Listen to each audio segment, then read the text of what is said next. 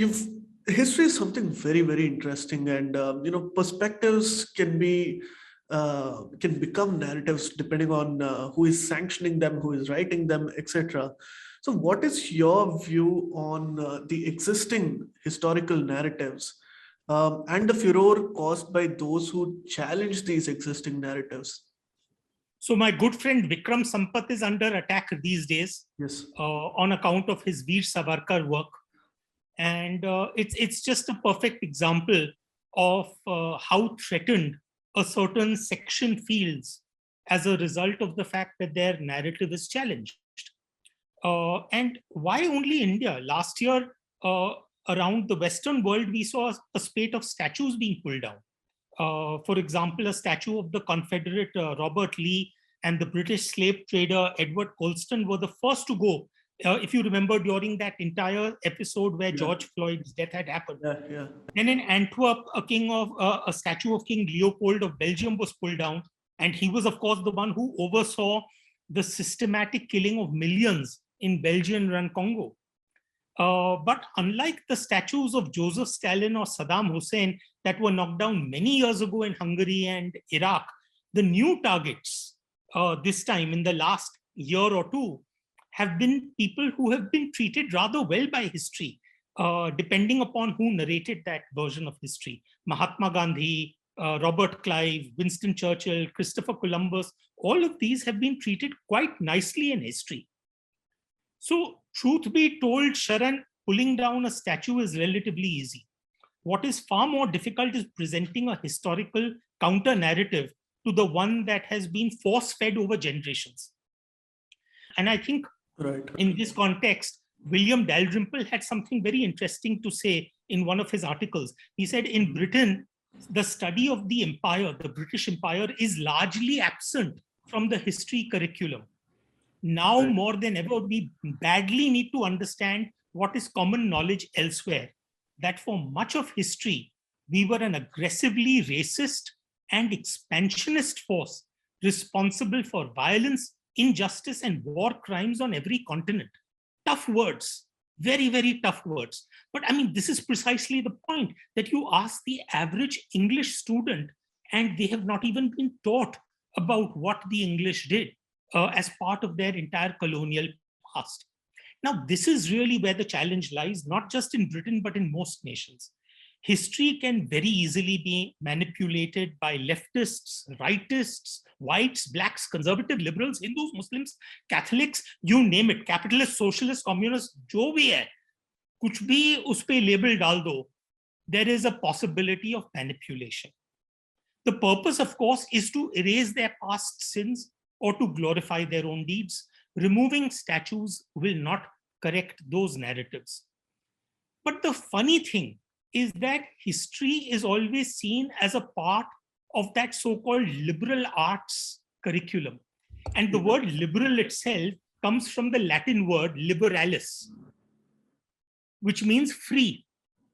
The end of World War II resulted in several Western democracies that called themselves liberal.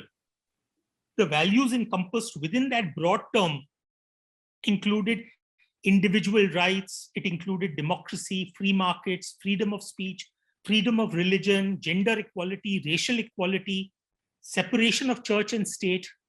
But history rarely talks about the contradictions within this so-called liberal narrative. While preaching liberalism at home, America was busy supporting dictatorial and monarchical regimes in the Middle East that suppressed women's rights, killed homosexuals, and punished non-Muslims. Great Britain was teaching the world about liberalism while it drained $45 trillion from India during 173 years of colonial rule.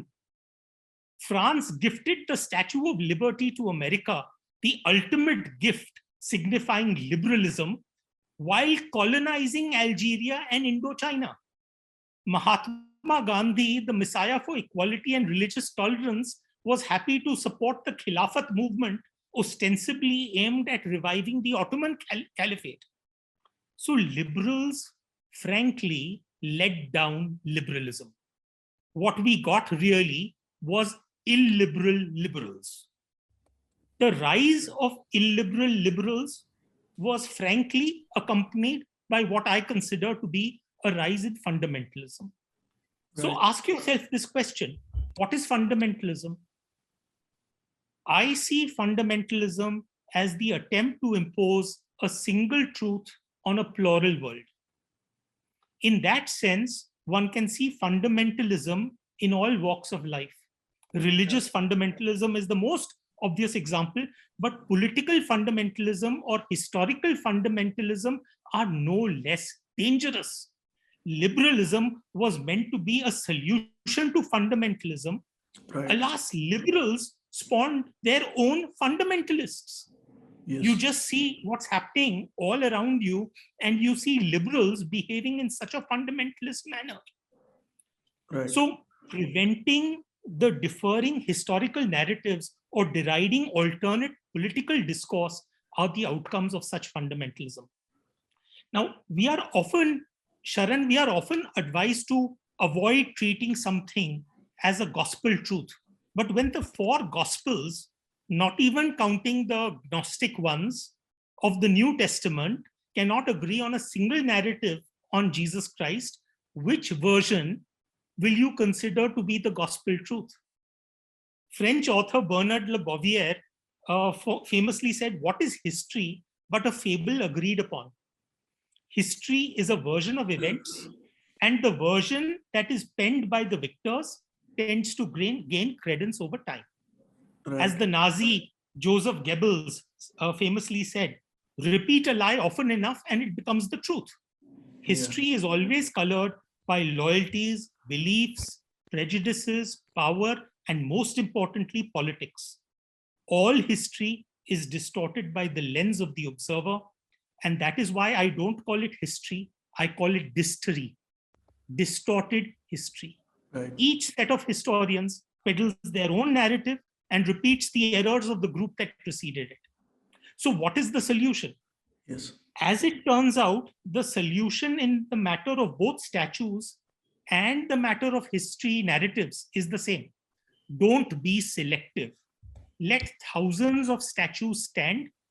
Let thousands of historical narratives flourish. Allow history to be understood as an inexact narration of events that is often colored by the sensibilities of the narrator. Allow all sides to have their say. It is possible that Churchill saved England from fascism, but can't it be equally true that he allowed millions of Indians to starve to death during the Bengal famine? An act which was no less horrendous than genocide.